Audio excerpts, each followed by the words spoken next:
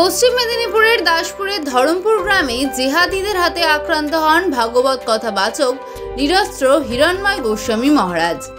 অভিযোগ, ওনার মাথার জটা কেটে নেওয়া হয় এবং জিহাদিদের অস্ত্রের আঘাতে হিরণময় মহারাজ গুরুতর আহত হন। এবার তমলুকে গিয়ে হিরণময় মহারাজের সাথে কথা বলে ওনার শারীরিক পরিস্থিতির খোঁজ নেওয়ার পর ওনার আরও উন্নত মানের চিকিৎসা করানোর জন্য ওনাকে কলকাতার প্রাইভেট হাসপাতালে ভর্তি করানোর ব্যবস্থা গ্রহণ করার পাশাপাশি সমস্ত রকম সহযোগিতার ব্যবস্থা করার অঙ্গীকার করলেন রাজ্য বিধানসভার বিরোধী দলনেতা শুভেন্দু অধিকারী। বাংলার স্বাদে বাঙালির সেবায় মা বাসন্তী হোটেল অ্যান্ড রেস্টুরেন্ট, ঠিকানা পোক্তাপুল, নারায়ণগড়, পশ্চিম মেদিনীপুর। আমাদের এখানে সকাল, বিকাল, দুপুর এবং রাত্রিকালীন আহারের সুব্যবস্থা রয়েছে। সুলভ মূল্যে আহারের একটাই ঠিকানা মা বাসন্তী হোটেল অ্যান্ড রেস্টুরেন্ট। আমাদের এখানে সমস্ত ধরনের খাবার অর্ডার নেওয়া হয়। প্রোপ্রাইটার ঝন্টু গেড়ে। Mobile number 9732543245।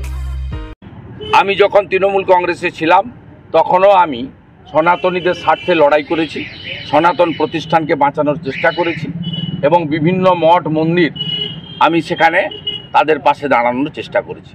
তমকুল লেকে ঐতিহ্যবাহী রামকৃষ্ণ মঠ ও মিশন যখন শতবর্ষ পূরণ হয় সেখানেও আমি প্রত্যক্ষভাবে অংশগ্রহণ করেছি, আপনারা জানেন।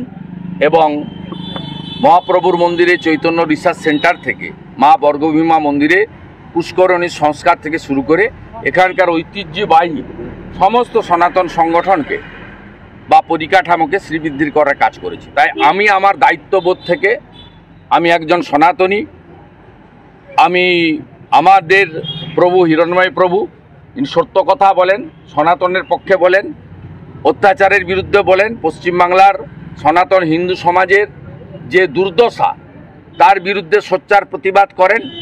তিনি কাউকে ভয় করেন না, ভয় যদি কাউকে করে থাকেন তিনি একমাত্র ঈশ্বর এবং ভগবানকে করেন।